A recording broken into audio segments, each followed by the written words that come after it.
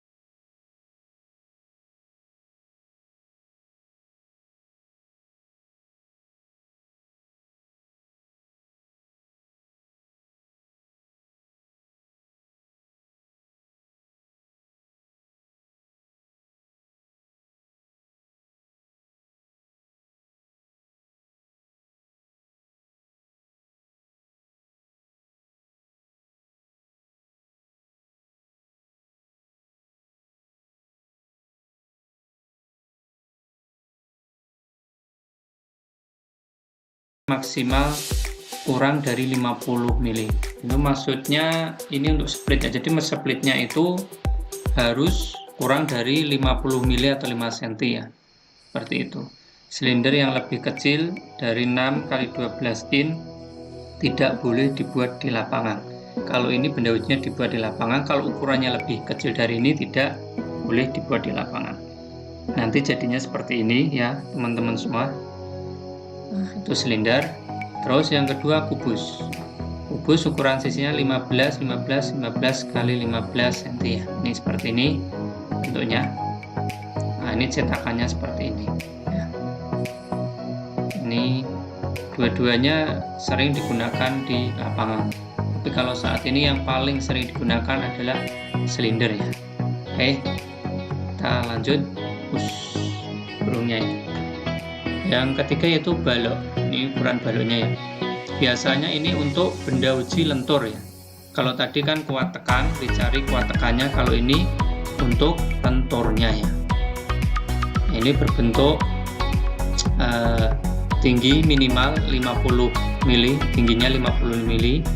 Rasio dari lebar dan tinggi tidak lebih dari 1,5 ya. Rasio dari lebar sama tinggi itu perbandingan tidak boleh 1,5 ya. Yang ada di lapangan itu biasanya ukurannya 15, tingginya lebarnya 15, tinggi 15, panjangnya tuh 60 ya. Kalau di sini kan panjang minimum 50 cm atau 500 mili ya. Ini di lapangan 60 cm, berarti memenuhi kan. Kondisinya untuk material maksimal butirannya sebesar kurang dari 50 mili, sama dengan kubus dan silinder.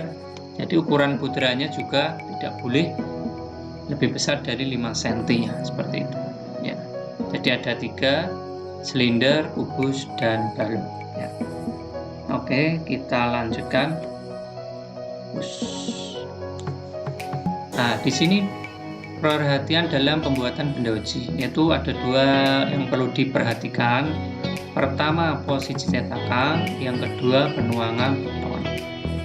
Posisi cetakan itu ditempatkan di daerah yang bebas dari getaran, permukaan yang datar, kaku, serta sedekat mungkin dengan lokasi di mana benda uji akan disimpan untuk sementara waktu. Jadi waktu membuat benda uji ini, membuatnya kan di lapangan, kita harus bisa mencari tempat yang pertama dia harus datar, terus bebas dari getaran.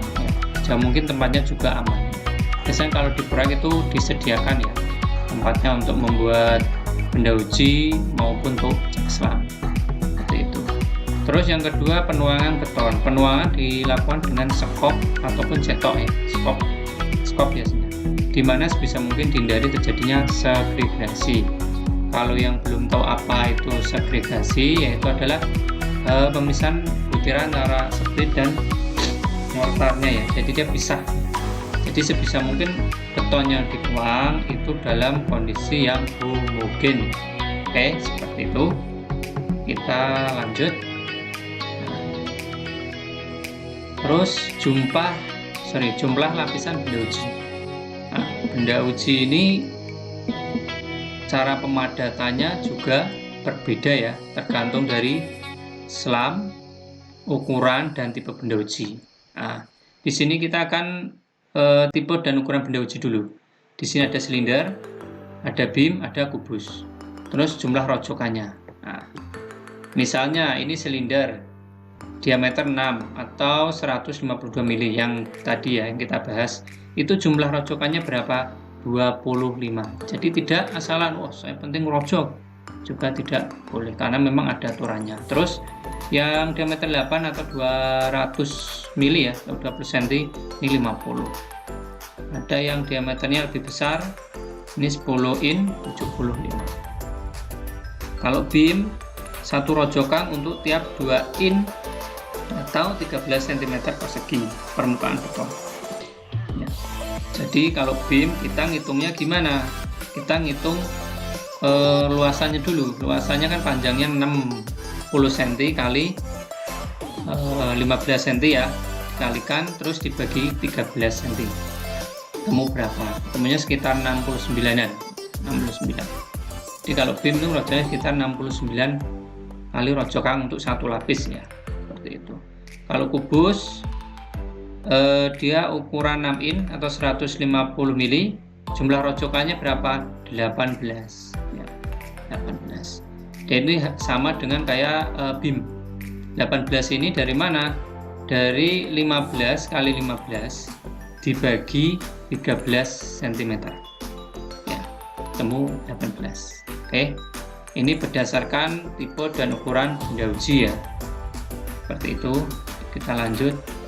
Nah, kalau ini berdasarkan jenis benda uji sama jenis benda uji ya. Terus cara pemadatannya apa, jumlahnya, lapis berapa, tebal berapa. Misalnya ini silinder.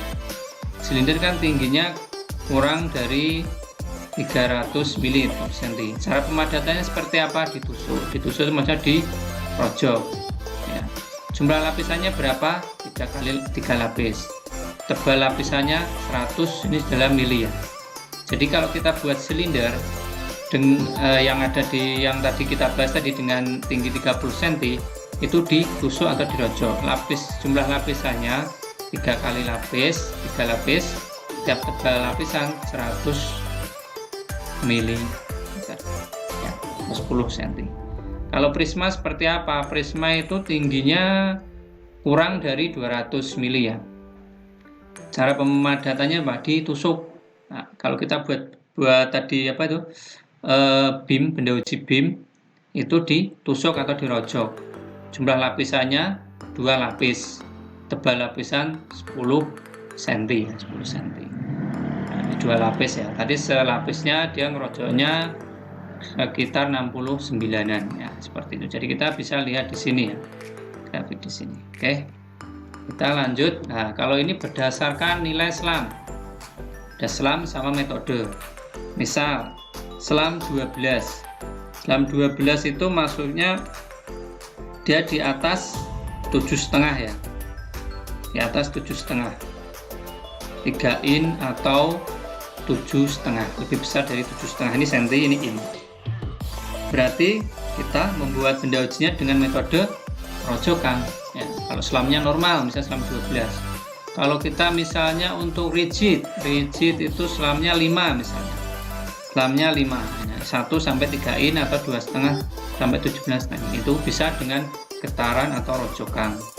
Yang tadi buat balok ya, itu bisa dengan dirojok ataupun di getaran, dengan getaran ya. Getaran itu maksudnya di sini ada pakai vibrator. Nah, kalau selamnya kurang dari 1 in atau 2,5 cm, maka metodenya digetar pakai vibrator ya, seperti itu ya. Oke, paham kan? Kita lanjut lagi.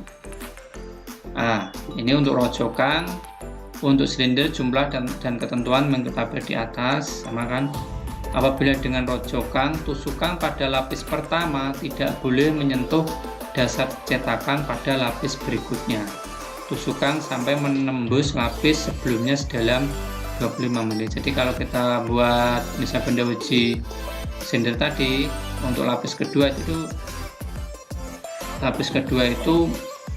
tidak boleh menyentuh, lapis kedua itu boleh menyentuh lapis dalam ini ya, tapi kalau untuk yang pertama tidak boleh ya, seperti itu. Terus balok, satu rojokan untuk area seluas tadi kan 13 cm. Setelah itu pukul dengan palu karet 10-15 ya. Nah, jangan lupa setiap habis ngerojok terus dipukul dengan palu karet 10-15 kali ya, gunanya untuk menghilangkan kadar udara yang ada di dalam beton yang terjebak gitu. Terus yang ketiga, proses pemukulan ini juga dilakukan pada benda uji silinder. Jadi pemukulan maksudnya dengan palu karet ya, itu juga harus dipalu juga. Jadi mau buat kubus, mau buat silinder atau balok, tetap setelah setiap lapis selesai dipukul dengan palu karet 10-15 kali. Oke. Terima kasih, semoga bermanfaat. Thank you.